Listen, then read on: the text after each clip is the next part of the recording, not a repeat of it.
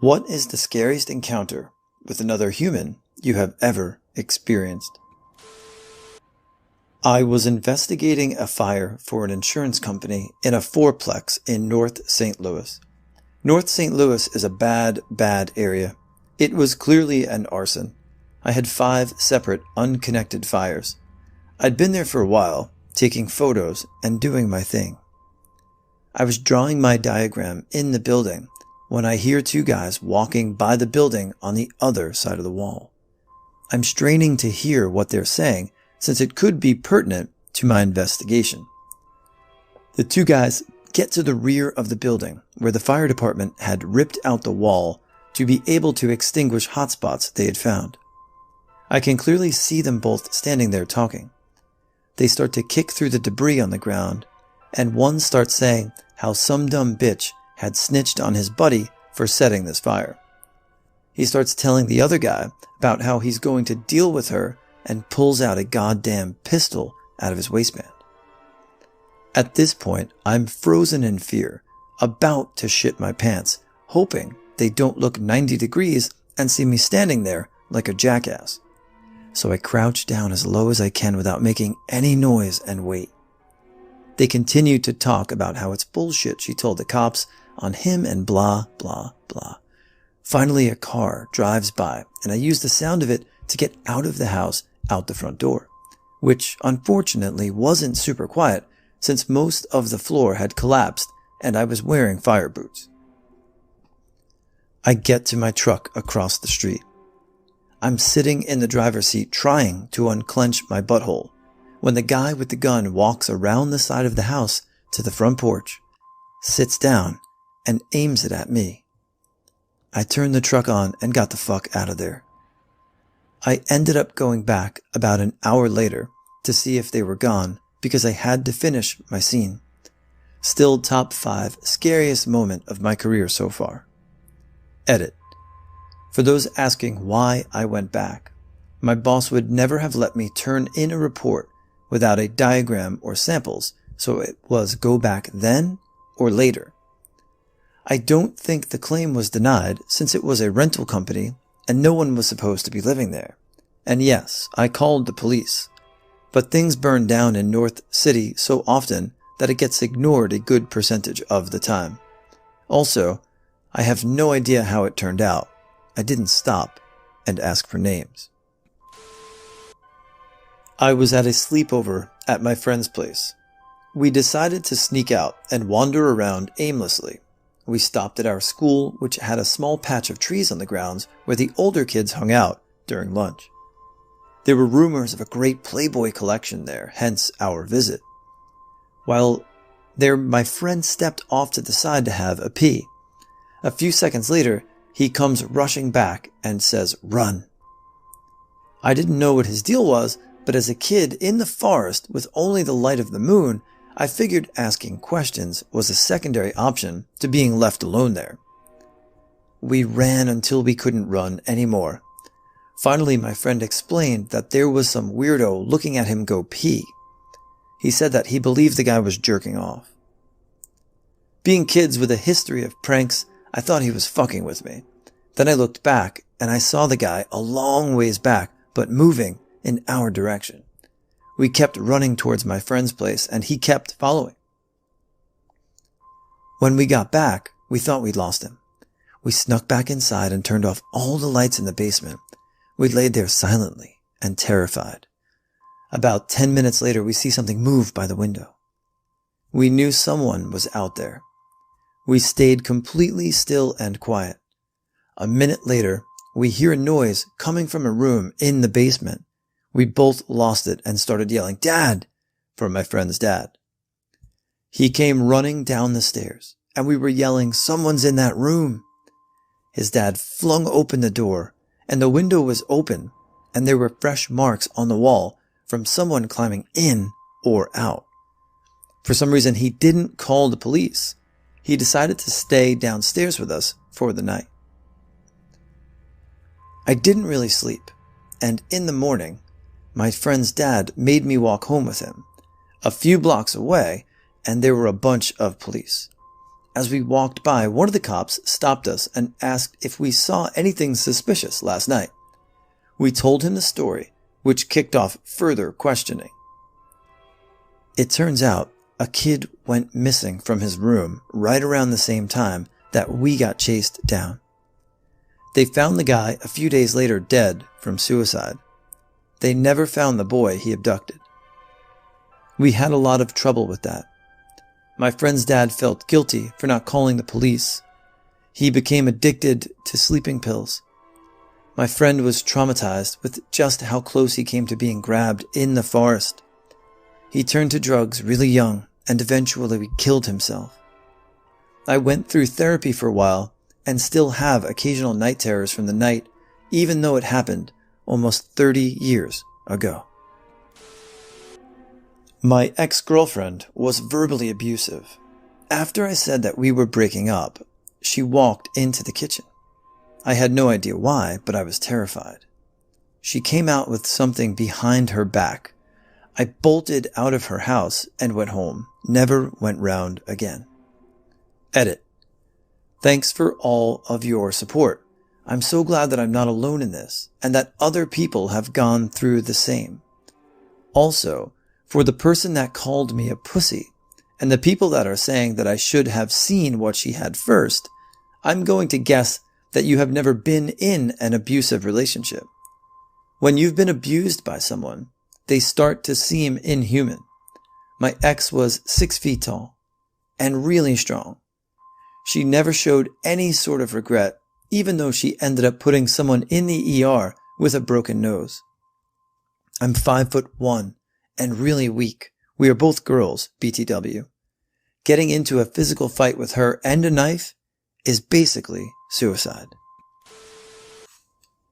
Last year, I moved from a dense urban area to a really pretty, underpopulated rural one. I got super into trail running. There's a big circular route that I like a lot in the local nature preserve, and over the summer, I was on an early morning run there when I passed a dude sitting on a rock slightly off the trail.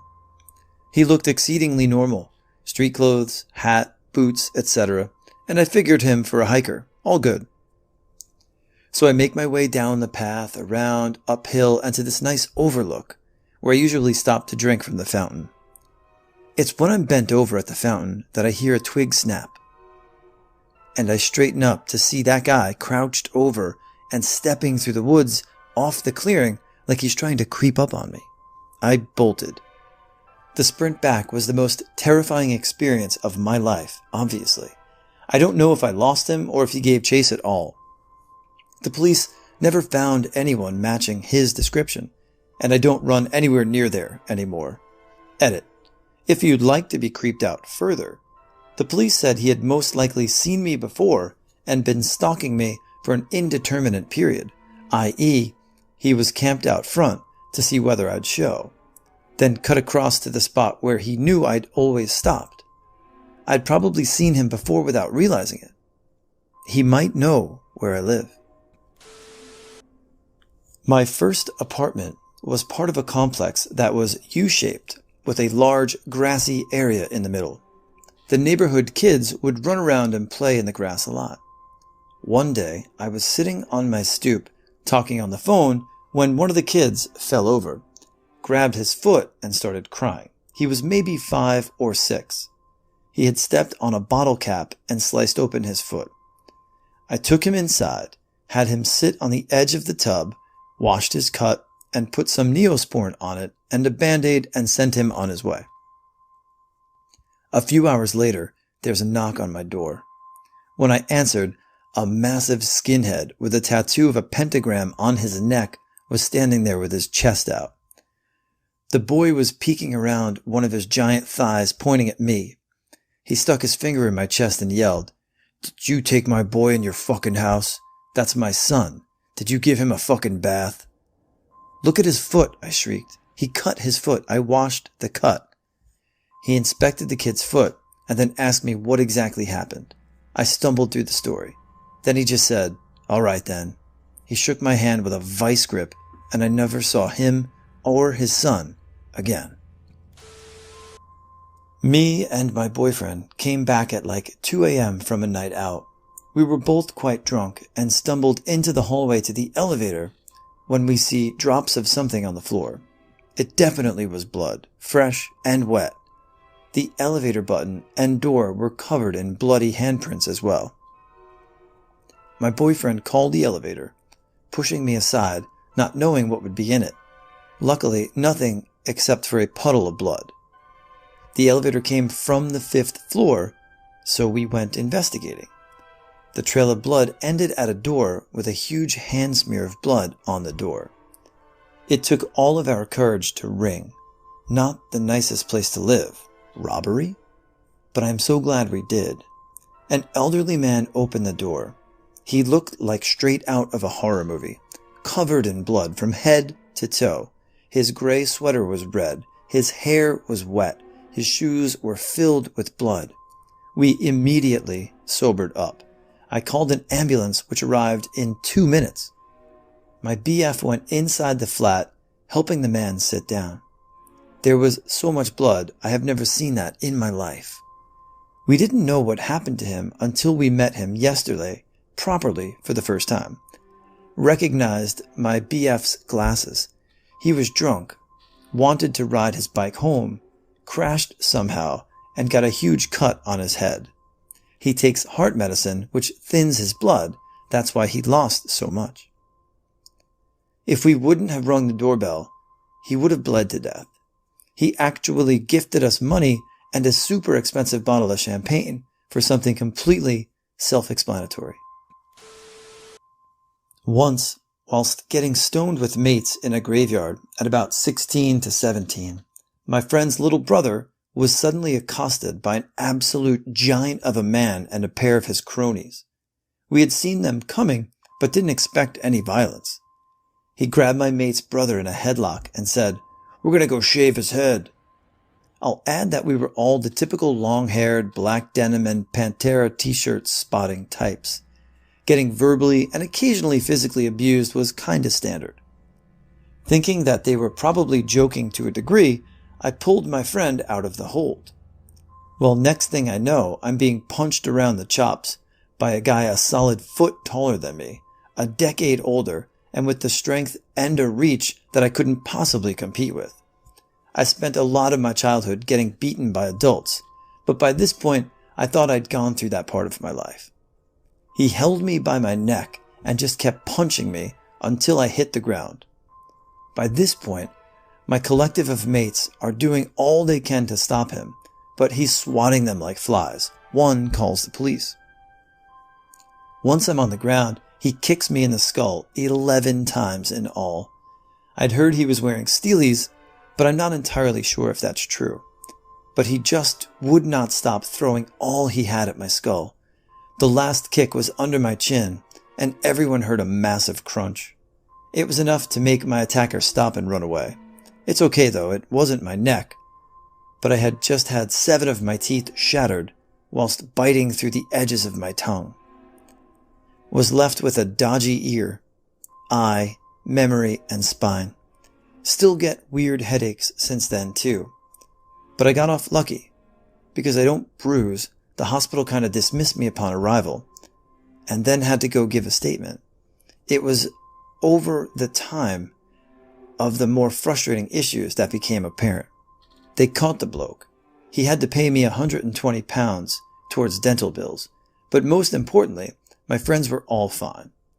I've been getting my ass kicked by people for years, so I'm happy it was me and not them. I've just no idea why he was so determined to seemingly kill me. He died a couple of years back now. Good riddance.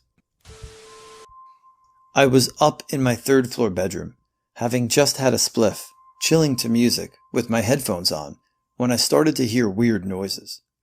Naturally, I just thought it was because I was stoned, but it was weird enough for me to take my headphones off. I listened for a bit, and coming from downstairs was a creepy voice I didn't recognize, mixed in with John's, my housemate's, voice, but he sounded like he was in pain. I was like, WTF? So I started walking slowly down my stairs, and then I looked into his room and saw John on his floor holding his eyes in pain, with a big dude in a hoodie shouting at him and then grabbing things off of the shelves. The next thing I knew, autopilot had kicked in, and I ran towards the room, and the hooded dude turned, ran out the door when I smashed into him, making us both go tumbling down the staircase, trying to exchange punches on the way down. We scuffled a bit in the hallway until he eventually ran out the door. It transpired that John, who at that time was on crutches, was hobbling home and went to open our front door when the hooded dude came up behind him and pepper sprayed him in the face, blinding him. He then took him up to his bedroom to rob him and his stuff. Poor guy had to have iPads on for the next 2 days. Anyway, it was all pretty fucked up, but John was okay in the end, and honestly, I was so stoned, it didn't really feel like it was happening at the time. It was like a bad trip. All moved out 2 weeks later. Was Brixton in London. I had just spent a fantastic Saturday evening at a friend's house to celebrate his birthday. Beer begat beer, and then somehow single malt whiskey pushed its way into the party. I left his house at about 12:30 a.m. and caught a tram home. The tram was crowded enough that I needed to stand near the door. Sometime around halfway home, the tram stopped at a station, and I looked up from the book I was reading to see some enraged guy charging across the tracks, yelling as he came towards me. Because my blood was somewhere around 20% Scotch, it took me a while to realize that he was running across the tracks towards me specifically. I heard him yell. I saw his saliva splatter on the train door. He punched the tram door twice, really hard. Thankfully, the tram doors do not open on the other side while it is stopped at the station. TIL. As the tram began to depart, he still held on for a few seconds, while some of the other folks on the tram, safe in the knowledge he couldn't get in, started to tease him. Incidentally, they called him a prawn, which was not an insult I'd heard before. I have no idea who he was, or what provocation he perceived, or what he would have tried if he'd opened the doors. Naturally, once the tram left him behind, I tried to just kind of stand there, looking unperturbed. It was only the next morning that I thought how much worse the situation may have ended up if either A, the tram door had opened, or B, I had been walking past this guy instead of on public transport.